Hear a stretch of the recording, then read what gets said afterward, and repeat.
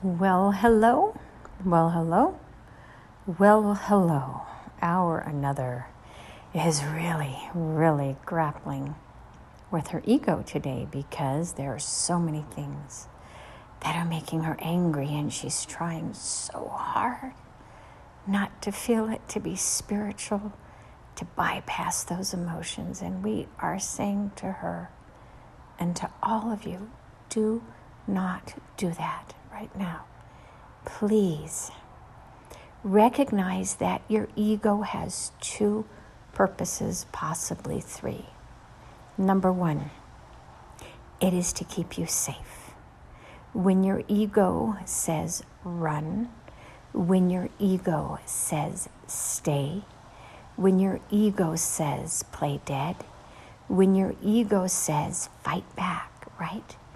There is a reason. So when you lash out at somebody, whether it's kind or unkind, it is warranted from one perspective, and that is because your body feels unsafe in that moment. And yet you despise your egoic responses because you think it's not spiritual, it is not kind. And while that is so very true, many of you suppress your egoic responses because you have been taught that it is inappropriate to kill your ego. Your ego is what gets you up every day. It is what gets you moving towards your goals and your objectives and your perspectives and your belief systems and your desires and your opportunities, the horizon.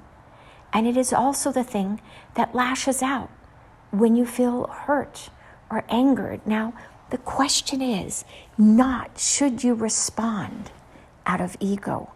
The question should be, why is your ego standing up and saying, I don't feel safe?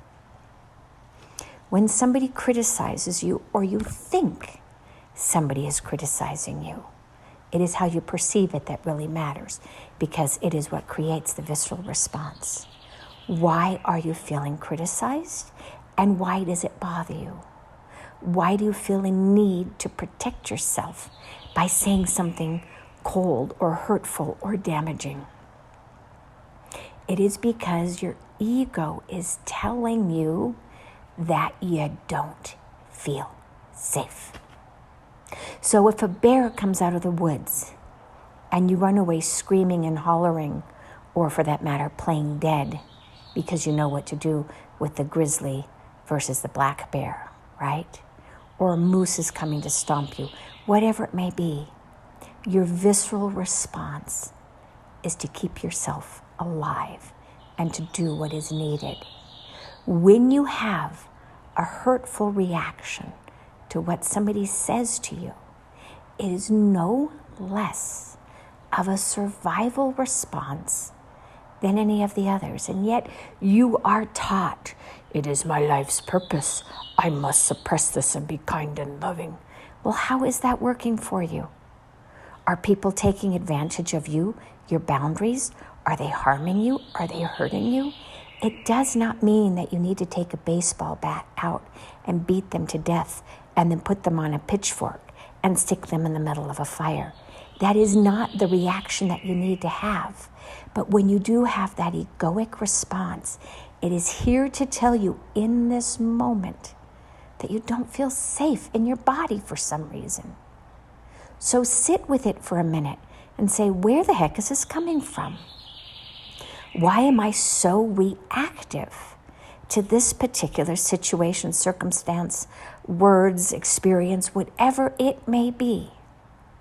And then just feel the level of discomfort that you have, that somehow you don't feel good enough, you don't feel safe, you don't feel loved, you don't feel respected, admired, protected, whatever it may be.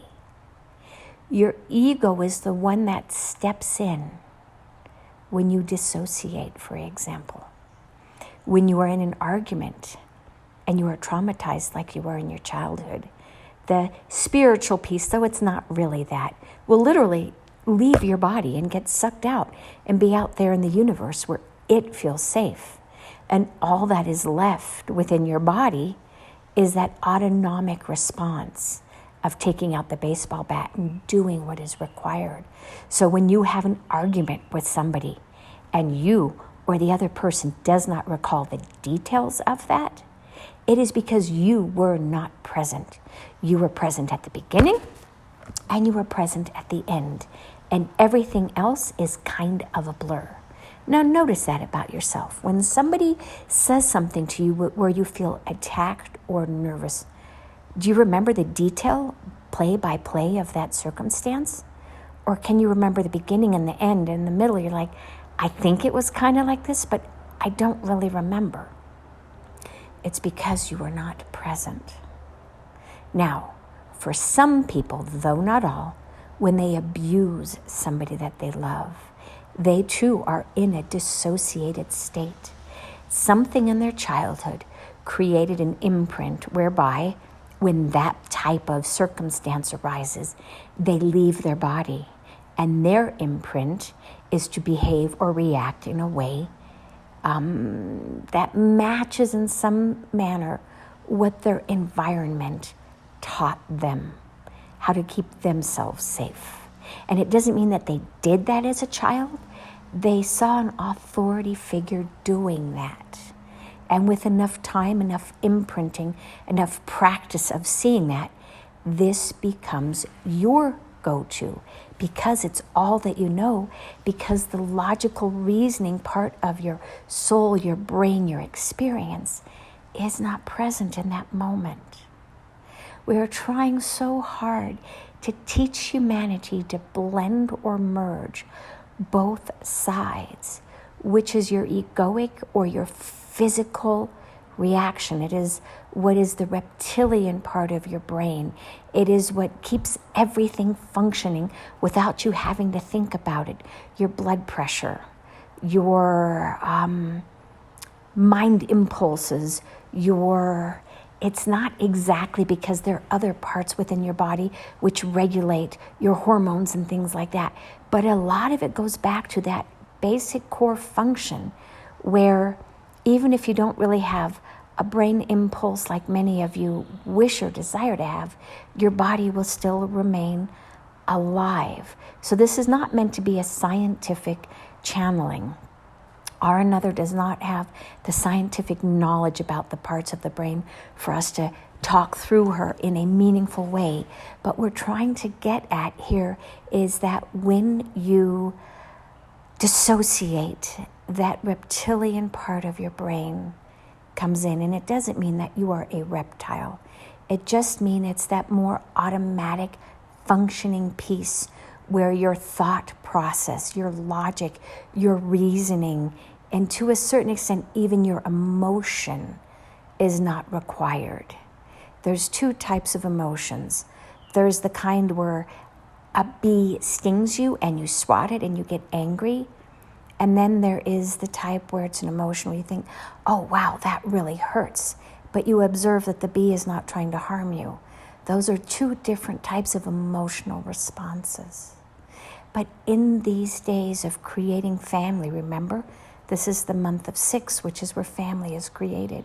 You will notice that there is a lot of destruction also occurring because where family is not really family, you're losing those interconnectivities because you don't resonate. And then there are a few others who are coming in to create that sense of family, love, compassion, trust, belief system in something bigger out there.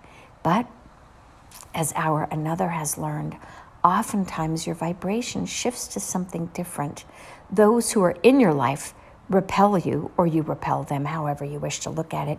But it does take time for new people to be drawn in through that magnetic response because they may need to come from the entire world, so to speak, whereas your family and friends who are in the immediate vicinity, meaning that you are communicating with them more closely, regardless of where they're housed, you will repel them because your words, your expressions, your sense of self is no longer aligned with what they are looking for. And then as you seek out new friends, you will see that the types of people that you interconnected with in the past, you no longer connect with.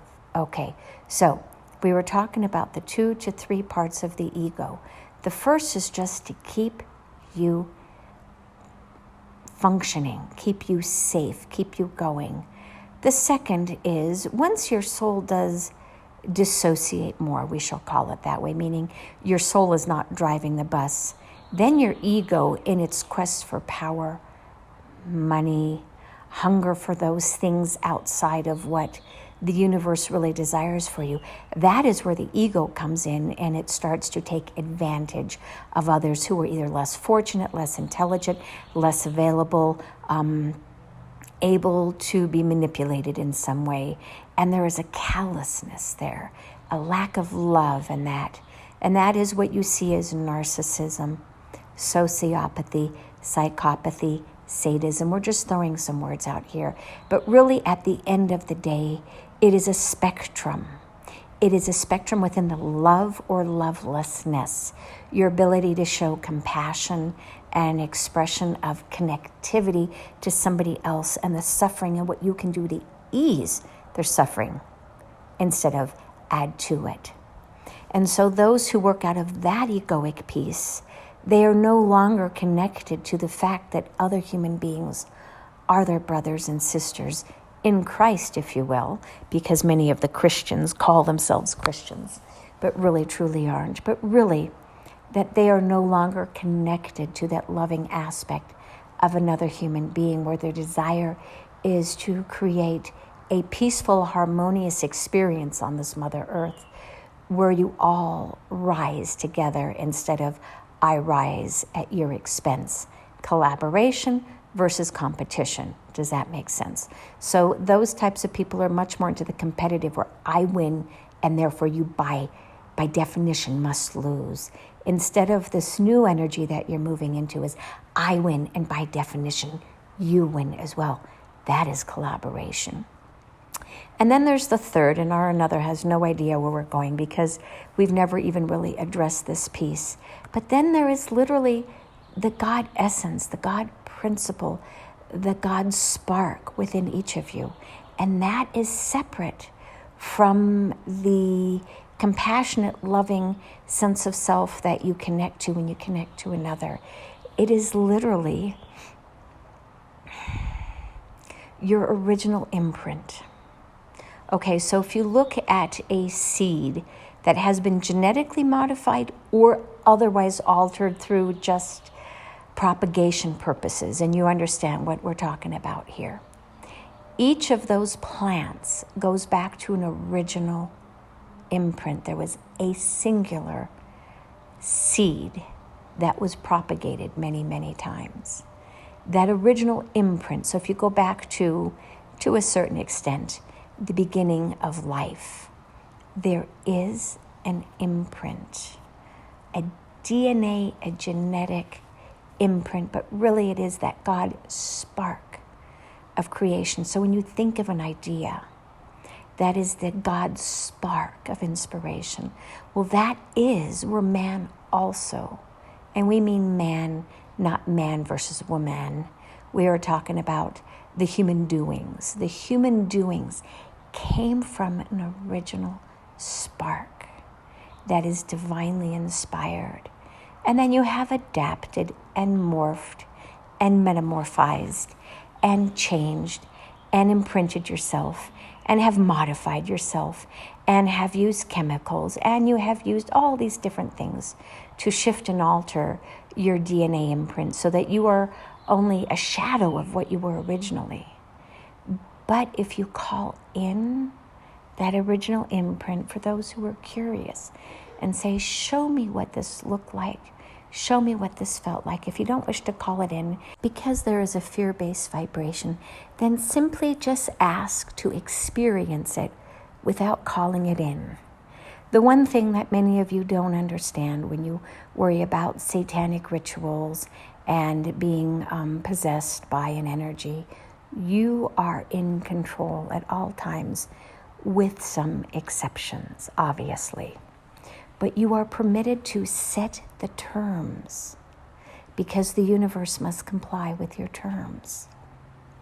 If you set an intention, I wish to call in these energies, but when I get scared or nervous, I wish for them to leave, they will leave. If you wish to say, I just wish to experience what it feels like without it merging with me, then we will make your body dance or feel things or experience things that are in alignment with that. But the thing that our another has experienced more than anything else is that her monkey mind is actually the greatest problem with channeling, because she has opened her body to allow us to come in. But as soon as she has any, and we mean any, curiosity or insight into what we're saying, she brings her consciousness back into her experience, thereby squeezing us out. So as soon as you even have a desire to come back in, we by default must leave. Now there are those who are possessed, but those, generally speaking, that comes from a different place. And yes, you need to set safety mechanisms, pressure points, let's just call it that way. When you speak of a being, positive or high vibration or negative or low vibration, you are opening the gateways to allow that energy to have access to you. So please make certain when you say, God damn it, right, that you close that portal so that you don't allow those energies to go back and forth. Now, our another is not aware of this, and we will work with her, because every thought that you have, every word that you say, every image that you call in is calling in an energy from somewhere. So if you don't recognize that your minds and your processes are truly sacred, then you play around with words and actually create a bit of an opportunity for distraction to come in without even realizing it. You know, if somebody jokingly says, "Hail thee, Satan," there still is an energetic imprint. So make certain that after you say a joking tribute like that, that you set the intention to close that portal, to not allow those energies to come into your body or into this world experience. You already have enough energies floating here abroad your Mother Earth that you really don't need to call any others in. And then just simply say every day, if you can, I wish to be a promoter of love and light in all that I say, in all that I do, in all that I believe, in all that I express, and in all that I am.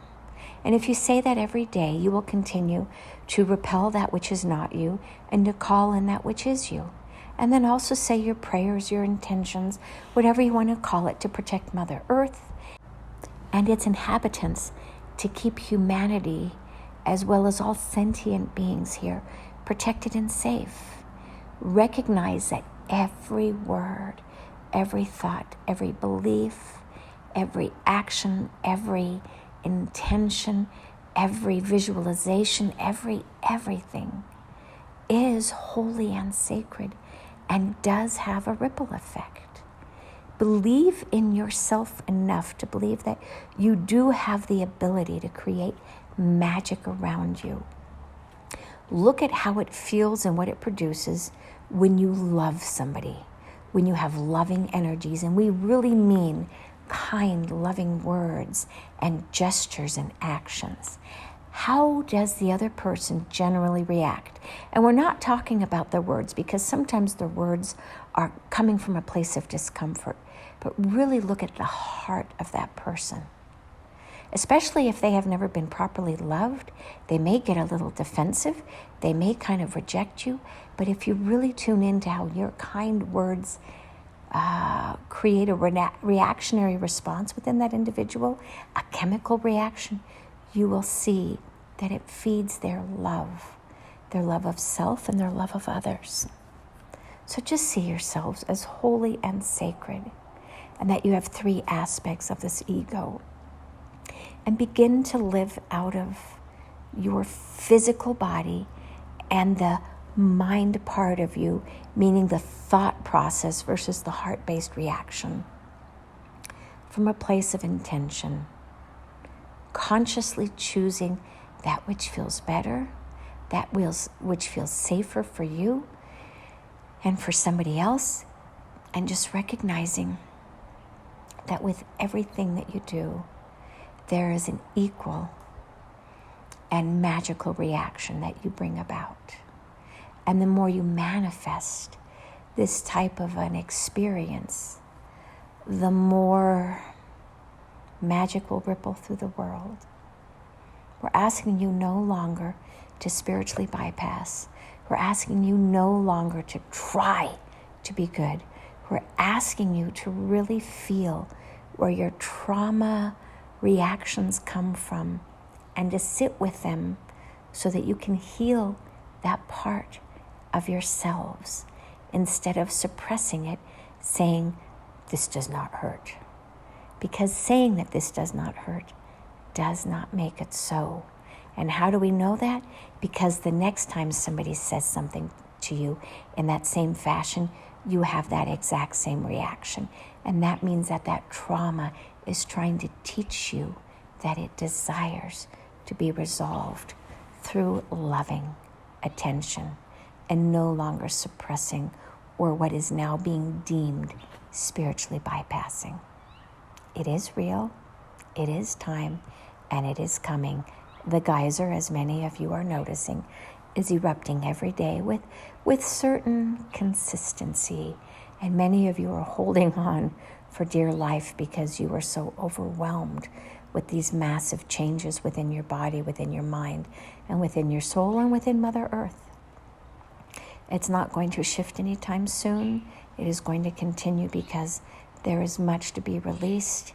And when the pressure points deep within are finally resolved, then and only then will there be peace on earth, which many of you are praying to usher in. Peace on earth can only occur after the trauma has been resolved. And this many of you can understand. And so it is. Namaste.